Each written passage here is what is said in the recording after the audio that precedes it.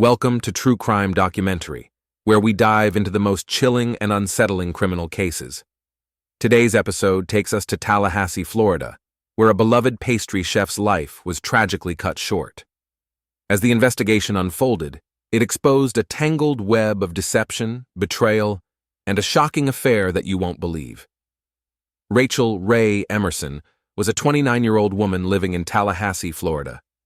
Known throughout her community for her vibrant personality and extraordinary baking skills, Ray owned and operated a popular neighborhood bakery.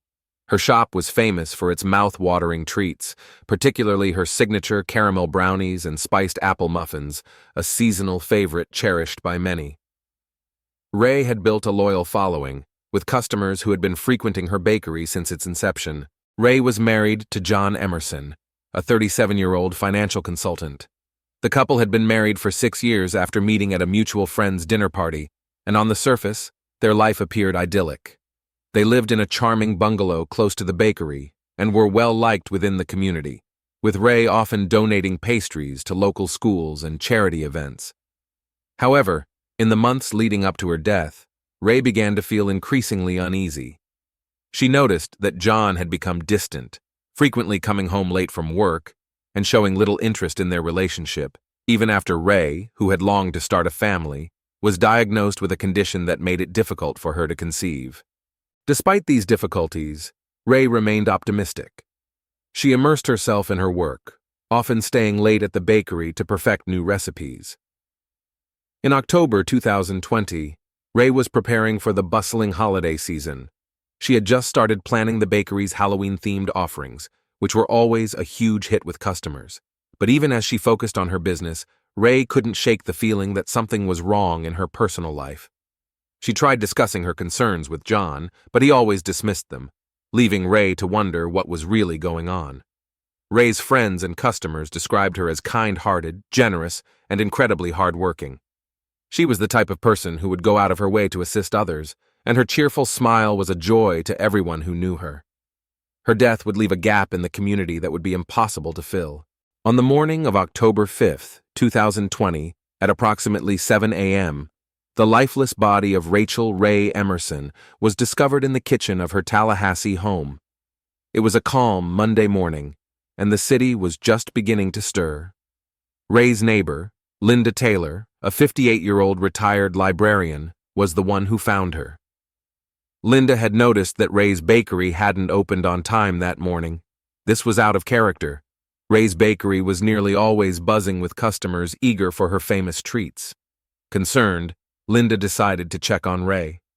She walked the short distance to Ray's home, which was just a few blocks from the bakery.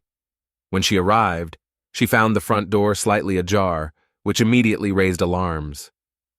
Ray was always meticulous about security, especially after a few break-ins had occurred in the neighborhood earlier that year. Linda hesitated, but then pushed the door open and called out Ray's name. There was no response. She stepped inside and was struck by the eerie silence. The house was tidy except for the kitchen. As Linda entered the kitchen, her heart dropped. Ray was lying on the floor, surrounded by a pool of blood. The rolling pin that Ray always kept on the counter was on the floor beside her, stained with blood. The sight was horrifying. The once warm and inviting kitchen where Ray had baked countless goodies was now a grim crime scene. Linda was in shock, but managed to dial 911.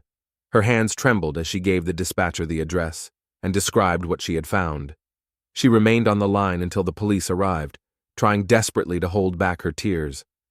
Linda later told investigators that Ray's face was so severely injured that she could barely recognize her. When the police arrived, they found Linda standing outside, visibly shaken and in tears. She could barely speak, and the officers had to help her to a nearby bench to sit down. News of Ray's death spread quickly through the neighborhood, leaving everyone in disbelief. How could such a kind and gentle woman meet such a violent end? When the Tallahassee Police Department received the 911 call on October 5, 2020, officers arrived at the scene within minutes. The responding officers were Sergeant Hannah Cruz, a 44-year-old veteran with a reputation for being thorough and compassionate, and Officer Marcus Lee, a 26-year-old who had recently joined the force but was eager to learn. They quickly secured the area, setting up yellow crime scene tape around Ray's small, single-story home. The usually peaceful neighborhood, typically filled with the scent of fresh pastries from Ray's bakery, was now dominated by the flashing lights of police cars and the murmur of emergency radios. As they entered the house, the officers were struck by the eerie stillness. The living room was untouched, with cozy furniture and framed photos of Ray's wedding day displayed on the walls. But as they approached the kitchen, the scene transformed dramatically. The kitchen, once a hub of warmth and comfort, was now a gruesome crime scene. Ray's body lay in the center of the room, her blood splattered on the white tile floor, and the rolling pin, a symbol of her love for baking, lay nearby, covered in blood. Sergeant Cruz's experience kicked in as she began to assess the situation. The scene indicated a violent struggle. Chairs were overturned, and a mixing bowl had fallen to the floor, its contents spilled. Ray's apron was stained with blood, and her hands showed signs of defensive wounds, indicating she had fought fiercely for her life. Officer Lee took photos of the scene while Cruz carefully noted the details. The forensic team arrived shortly after and began collecting fingerprints, blood samples, and any other evidence that might help piece together what had occurred. The medical examiner, Dr. Sylvia Wu, a no-nonsense 57-year-old with decades of experience, arrived to examine the body. She noted that Ray had sustained multiple blunt force injuries to her head, and that the time of death was estimated to be between 9 p.m. and 11 p.m. the previous night.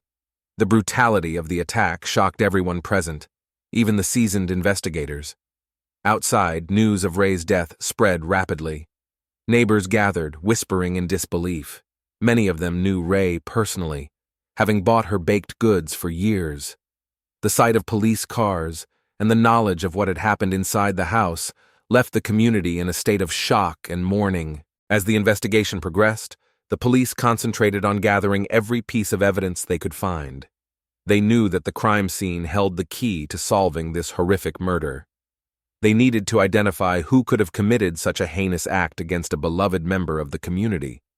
The investigation into Ray's murder quickly focused on her husband, John Emerson.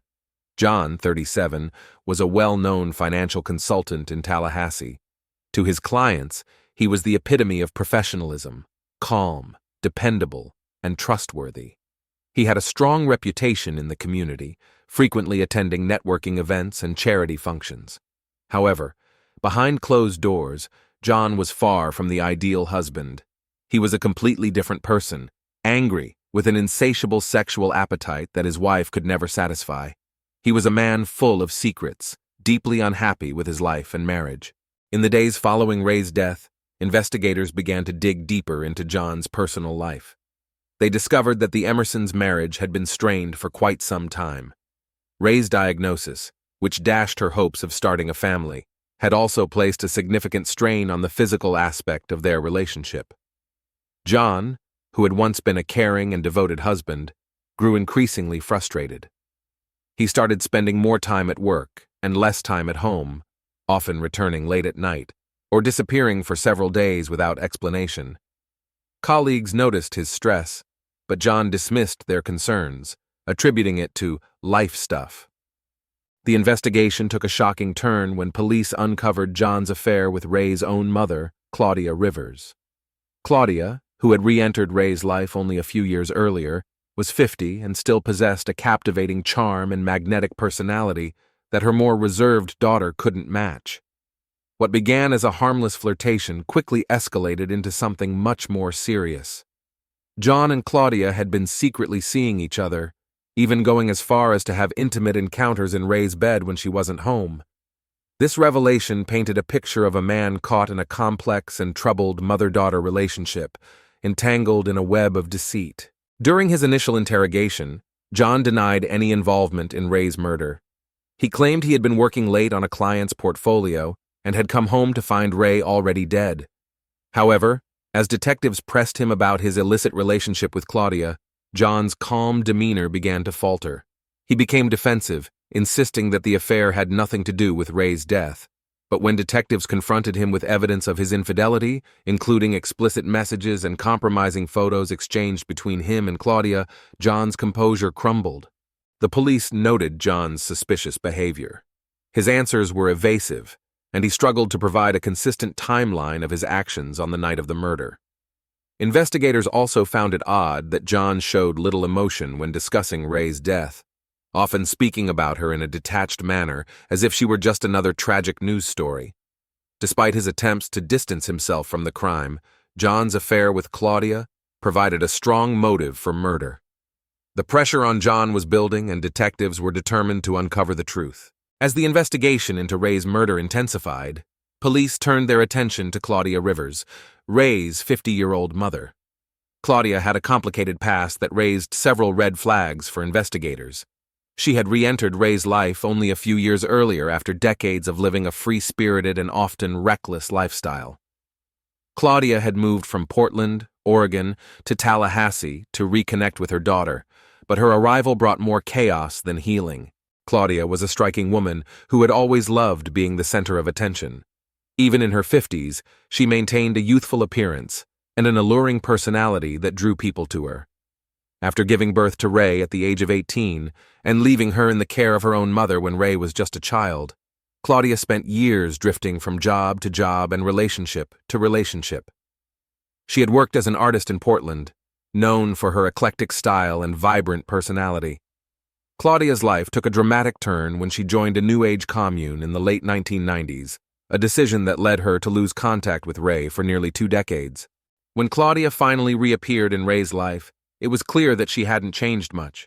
She was still the same flirtatious, attention-seeking woman she had always been, and she quickly became a disruptive force in Ray's marriage.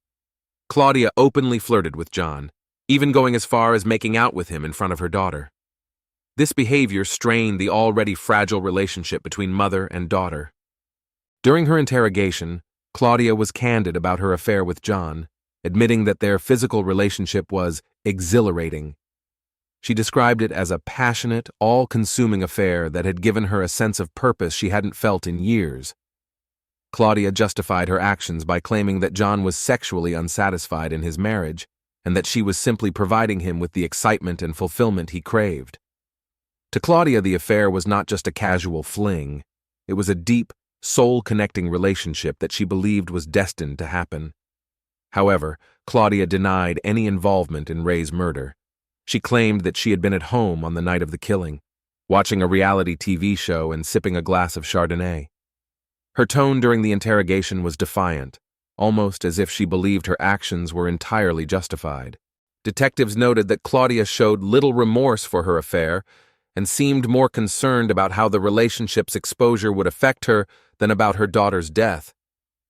Claudia's lack of empathy made her a strong suspect, but there was no direct evidence linking her to the crime. Despite her claims of innocence, investigators were not convinced and continued to scrutinize her every move. In their investigation of Ray's murder, the police also turned their attention to a third suspect, Luis El Sapo Martinez. Luis, 24, was a notorious figure in Tallahassee. Originally from Monterrey, Mexico, Luis had a long criminal record that included burglary, assault, and drug-related offenses. His nickname, El Sapo, which means the toad in English, reflected his slippery and dangerous nature.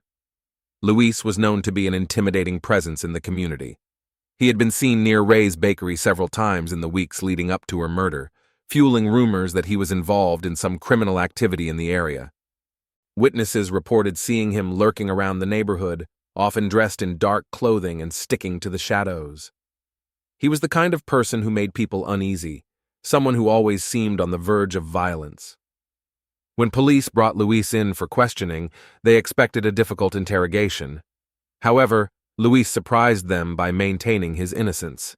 He claimed that he had nothing to do with Ray's murder and that he was simply in the wrong place at the wrong time. According to Luis, he had been in the area to catch up with some old friends from his neighborhood, who had recently moved to the United States, as not to cause any trouble. He insisted that he had never even met Ray and had no reason to harm her. Throughout the interrogation, Luis's demeanor was defensive. He was angry and frustrated, lashing out at the detectives who questioned him. He accused them of targeting him because of his criminal record and his Mexican heritage, calling the investigation a witch hunt. Despite his protests, the police remained suspicious of Luis. His violent history and proximity to the crime scene made him a person of interest. However, as the interrogation continued, it became clear that there was little evidence to connect Luis directly to Ray's murder. There were no witnesses who could place him at the scene at the time of the crime, and no physical evidence linked him to the murder. While his presence in the area was suspicious, it wasn't enough to charge him. Luis was eventually released, but the police kept him under close surveillance, aware that his volatile nature and criminal background made him a potential threat. As the investigation into Ray's murder dragged on without a clear suspect, frustration began to build among the detectives. But on the morning of October 15, 2020, a breakthrough came when Claudia Rivers made a shocking revelation that changed the course of the case. During a follow-up interview with detectives, Claudia disclosed that she was pregnant, and the father was none other than her son-in-law, John Emerson. This revelation stunned the police, adding a new layer of complexity to an already tangled web of relationships. Detectives realized that Claudia's revelation could be the key to understanding the motive behind Ray's brutal murder. The news of Claudia's pregnancy was a bombshell, indicating that the affair between her and John wasn't just a fleeting indiscretion, but something far more serious. Armed with this new information, the police intensified their investigation. They decided to revisit the crime scene and re-examine the evidence collected earlier, hoping to uncover any overlooked details. On October 17, 2020, 2 days after Claudia's confession, detectives returned to Ray's house, where the murder had occurred. Inside, the crime scene remained eerily undisturbed, a stark reminder of the violence that had taken place. The detectives meticulously combed through the area, focusing on the rolling pin that had been used as the murder weapon. Forensic experts reanalyzed the rolling pin, this time searching for any traces of DNA or fingerprints that might have been missed during the initial examination. Meanwhile, detectives turned their attention to John Emerson. With the knowledge of Claudia's pregnancy, they began piecing together a timeline of events leading up to Ray's murder. They learned that John had been increasingly anxious in the weeks before the crime, distancing himself from both his wife and Claudia. He had also made several uncharacteristic errors at work, which colleagues attributed to his distracted state of mind. Could he have known that Claudia was carrying his child? And did Ray discover this devastating secret? The breakthrough came when detectives uncovered a series of deleted text messages on John's phone, which they managed to recover with the help of digital forensic experts. These messages revealed a heated argument between John and Ray on the night of her death. In the texts, Ray confronted John about his affair with Claudia, using a baby emoji to drive home the point. Panicking, John admitted to the relationship. The argument escalated quickly, and the final message from John implied he was going to end it. With this new evidence, the police had what they needed to directly link John to the murder. The texts provided a clear motive. John had killed Ray in a desperate attempt to avoid the fallout from his affair and Claudia's pregnancy. On the evening of October 18, 2020, after uncovering the incriminating text messages and learning about Claudia's pregnancy, the police were confident they had enough evidence to arrest John Emerson. John, 37, was a successful financial consultant in Tallahassee, known for his calm and composed demeanor. However, beneath the surface, he was a man ensnared by his own secrets and desires. His affair with his mother-in-law, Claudia, and the news that she was pregnant with his child had driven him to a breaking point. The detectives decided to confront John at his home, a modest bungalow in a quiet Tallahassee neighborhood. They arrived just after 8 p.m., knowing that John would likely be home. The atmosphere was thick with tension as they knocked on the door. When John answered, the television was playing a program on parenting. He appeared exhausted and on edge, a stark contrast to the composed image he usually projected. The lead detective informed John that they needed to discuss new developments in the case. John hesitated but allowed them inside. The detectives didn't waste any time confronting him with the evidence: the recovered text messages, Claudia's pregnancy, and the clear motive that had emerged. As they presented the details, John's calm facade began to crumble. At first, he tried to deny everything, claiming that the messages were misunderstood and that he and Ray had simply argued like any other couple. But when the detective mentioned Claudia's pregnancy, John's demeanor shifted. The color drained from his face, and he began pacing the room, avoiding eye contact. Realizing that the police had cornered him, John finally broke down. He confessed to the affair and admitted that on the night of Ray's murder, he had lost control. When Ray confronted him about the affair after Claudia cruelly flaunted her positive pregnancy test in front of her infertile daughter, John panicked.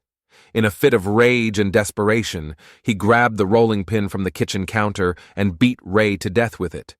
He explained that he believed eliminating Ray would somehow solve his problems, allowing him to start a new life with Claudia and their unborn child.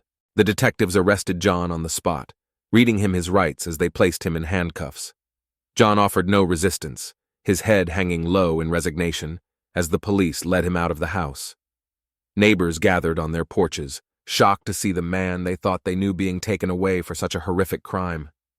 The extended Emerson family, devastated by the news, struggled to comprehend how their once loving husband and son-in-law could commit such a heinous act. For them, the arrest marked the beginning of a long and painful journey toward justice. John Emerson's trial began on December 28, 2020, at the Leon County Courthouse in Tallahassee. The case quickly drew attention from local media, with reporters lining up outside the courthouse, eager to cover every detail of the shocking murder case involving a respected financial consultant, his wife, and her mother. The prosecution was led by Assistant District Attorney Alicia Garcia, a sharp, no-nonsense prosecutor known for her meticulous approach in the courtroom. Garcia painted a chilling portrait of John as a man driven to murder by the pressure of his affair with Claudia Rivers and her unexpected pregnancy. She argued that John, unable to face the consequences of his actions, brutally killed Ray in a desperate bid to escape his collapsing life. Garcia's case was built around the text messages recovered from John's phone, Claudia's pregnancy, and John's own confession to the police. On the other side, the defense attorney, Stephen Harris, tried to portray John as a man under extreme emotional duress. Harris, known for his ability to sway juries with his empathetic approach, argued that John never intended to kill Ray. Instead, Harris claimed that the crime was a tragic accident, the result of a heated argument that spiraled out of control. He urged the jury to consider John's previously clean record and the immense stress he was under at the time. Throughout the trial, Ray's family sat in the courtroom, their grief palpable. They listened closely as witnesses recounted the events leading up to Ray's death. After a week of testimony, the jury deliberated for only 6 hours before reaching a verdict. On January 5, 2021, John Emerson was found guilty of first-degree murder. The judge sentenced him to life in prison without the possibility of parole, a decision that brought relief to Ray's family, who felt that justice had been served. The verdict provided some closure for Ray's loved ones, but the emotional wounds left by the crime would take much longer to heal. The case left the Tallahassee community in shock, a stark reminder of how quickly a seemingly perfect life can unravel. In the aftermath of the trial, the lives of everyone involved in the case were irrevocably changed. John Emerson began his life sentence at the Florida Department of Corrections Union Correctional Institution, a stark contrast to the comfortable life he once knew. Behind bars, John had ample time to reflect on the choices that led him to this point. His reputation in Tallahassee was shattered, and he became a symbol of betrayal and deceit. Claudia Rivers, reeling from the revelations that had come to light during the trial, found herself ostracized by the community. The affair with John, once a secret passion, was now public knowledge. Claudia left Tallahassee, seeking a fresh start in a new city where no one knew her past. However, the emotional toll of the trial and the loss of her daughter weighed heavily on her. The pregnancy, once a source of excitement, became a painful reminder of the devastation she had helped cause. Claudia ultimately decided to give the child up for adoption, believing it was the best way to ensure a better future. As the months passed, the story of Ray Emerson's murder became another tragic chapter in Tallahassee's history. But for those who had known her, the loss was a wound that would never fully heal.